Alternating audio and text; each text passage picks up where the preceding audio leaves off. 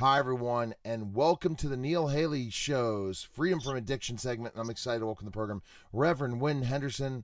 Winn, how are you? It just seems like Groundhog Day in so many ways. And today's topic is going to be an update to the coronavirus and where we're at, yourself, how you are just hanging in there, and how our lives have changed in so many ways. Absolutely. The whole world is turned upside down in less than a month, hasn't it? Um, so I'm sheltering in place. It means I'm only going out for groceries or something really important, and it gives me more time to think about what's happening and to be able to talk to you and other people. So that's a positive. Oh, it absolutely is a positive, and it's something that we have to try to look at in so many ways, and look at how people are going to act differently, how different responses in our daily routine are going to be thrown off, how people that we deal with on a regular basis are going to fly off the handle, to just different the way we interact as a society has changed in just a short period of time. I think that if we were attacked by a military opponent, that there would be less confusion and fear than by this virus. So, I mean, back in World War II, the country galvanized and people were at home and they were doing all kinds of things to support the military. And in a way, it's similar. It's an attack, but we don't have a known attacker in this particular case. No, we don't. We definitely don't have an unknown attacker, and the unknown and uncertainty. If you, and this is the point I'm going to make in this, and then I want to hear what your take is. I think this is more of a conversation for your podcast and my nationally syndicated radio show. Is the simple fact that we hear different things. We hear our president talk about we're going to open up on Easter Sunday.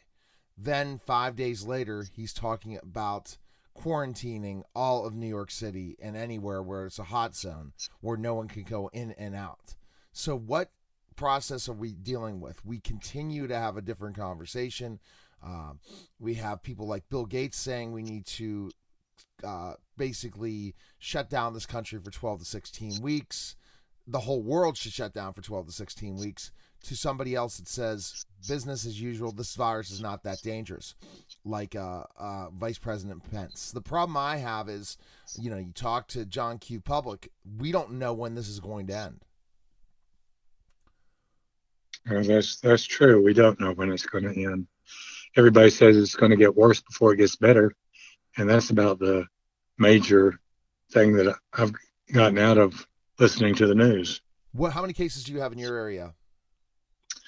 Well, I'm in a mountainous area of western North Carolina, and our population of our town is 3,000. We don't have any, but we do have one in the lower part of the county. What about the state of North Carolina? Do you? I don't know if you have the numbers. Like, for example, Pennsylvania. I mean, Allegheny County out in has like 130 cases. I guess Pennsylvania has 1,000 plus. The concern I have is all the big cities are going to be flooded with coronavirus, and so rural areas like yourself are going to be more in a safe situation. But how do we keep from really maybe having now to self quarantine more and have the right resources to get people once they know they have the virus, not infecting everyone after they get diagnosed? Yeah, that's a real problem. And as they get more testing kits out there so that everybody can get tested if they want to, we'll know what the true impact of the disease is. Absolutely, the true impact of the disease and all those different things. So, what is your take from this? What should you tell your listeners and my listeners about the update on the coronavirus? Okay, let me start by going directly to the listeners. I want you to know that it's a pleasure to have you listening to my show today. My sincerest desire is for you to get something from it that will make your life richer and fuller. Now, I'm Reverend Winn Henderson. As an ordained Christian minister and a medical doctor, I have a dual perspective to bring you content to solve problems in your life. Freedom from Addiction and Share Your Mission is the longest running, single hosted, and produced radio internet talk show in the country. It has been continuously running for the last 20 years. I introduce you to celebrities and non-celebrities alike who have something to say about the disease of addiction in any of its 30 plus different forms, and about the importance of finding your mission or purpose in life and then acting on it. So today, we're going to give you a couple of updates about the coronavirus. And first, I would like to tell you something about inflammation. Now, inflammation is a process the body uses to deal with infection or injury. The major problem with decreasing inflammation is that it inhibits the body from dealing effectively with infections like, in our discussion today, the coronavirus. Decreasing inflammation by use of nonsteroidal anti-inflammatory drugs, also known as NSAIDs, lowers our defense response to the coronavirus. Now, researchers have linked inflammation to nearly every chronic disease of aging. Chronic inflammation is a slow creeping condition caused by misfiring of the immune system that keeps your body in a long-term state of high alert. When cells are in distress, they release chemicals that alert the immune system. And then white blood cells rush to the scene where they work to eat up bacteria, viruses, and damaged cells from infection or injury. It is often chronic inflammation and not the viruses themselves that cause much of the long-term damage. Obesity, unregulated stress, tobacco use, alcohol use, lack of physical activity, poor sleep, and poor diet are all linked to chronic inflammation. And the big four for treating chronic inflammation are food, sleep, stress release, and exercise. The difference between someone feeling okay and feeling great is often the exercise. Now we'll get into a report that people are talking about that was on the internet recently.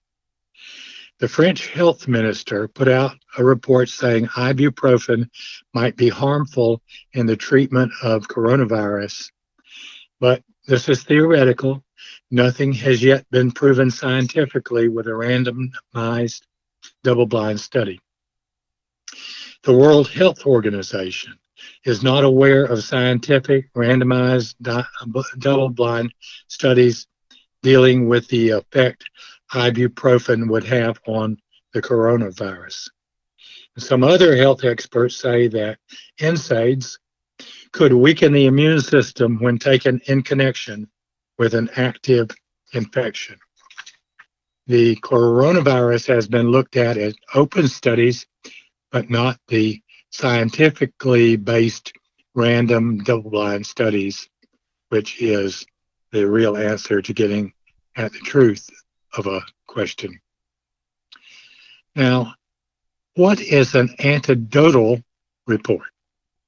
Now, this is a type of report which is not necessarily true or reliable because it is based on personal opinions rather than substantiated facts or the research I just talked about.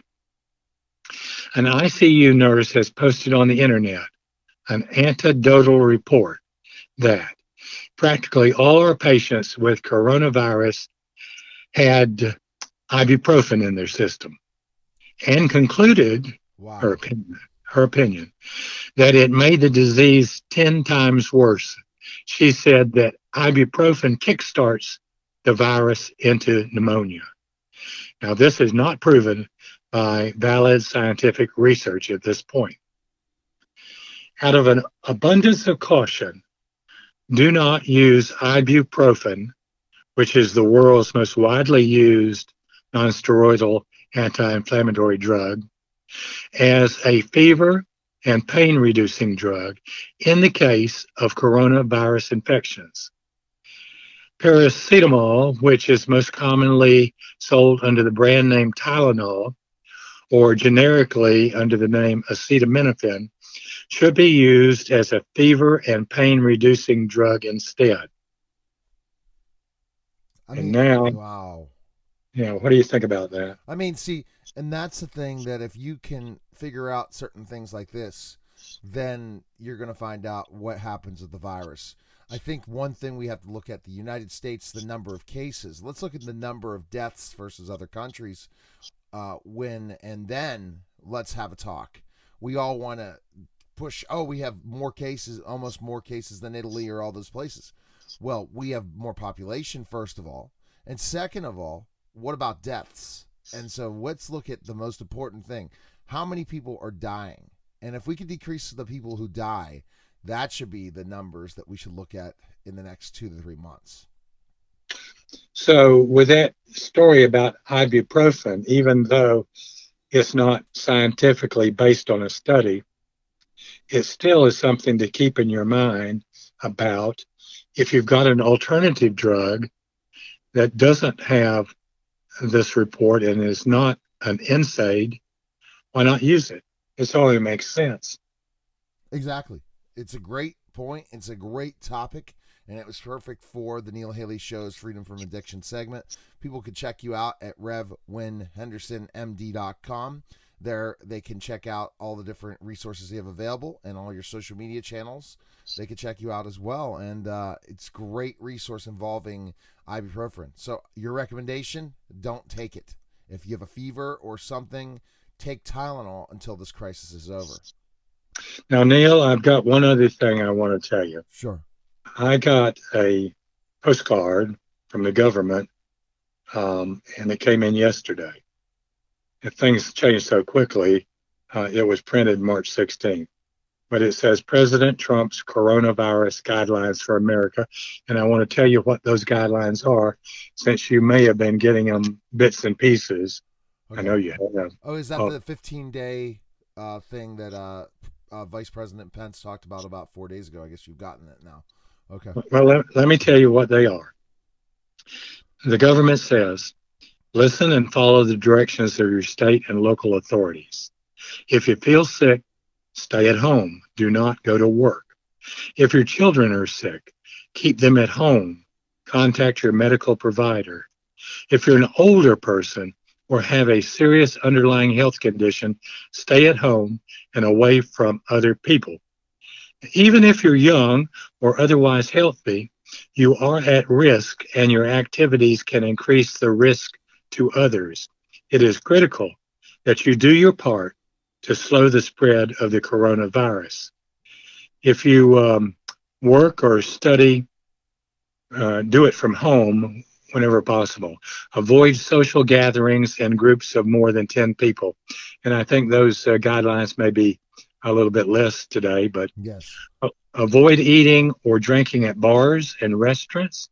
Use their pickup service or their delivery options. Avoid discretionary travel, shopping trips, and social visits.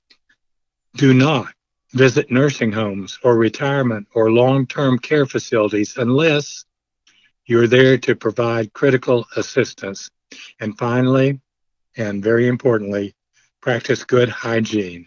Wash your hands, especially after touching any frequently used item or surface. Avoid touching your face. Sneeze or cough into a tissue or the inside of your elbow. And disinfect frequently used items and surfaces as much as possible. So that's my program today. Don't forget to subscribe to the podcast so you won't miss anything. The link to the podcast is www.freedomfromaddiction.libsyn.com. Spell Libsyn Libsyn. And you can get more information, as Neil told you, at my website, which is www.revwinhendersonmd.com. Now, have a great day. All right. You're listening to Neil Haley's show's Freedom of Prediction segment, and we'll talk next week. Good day, everyone.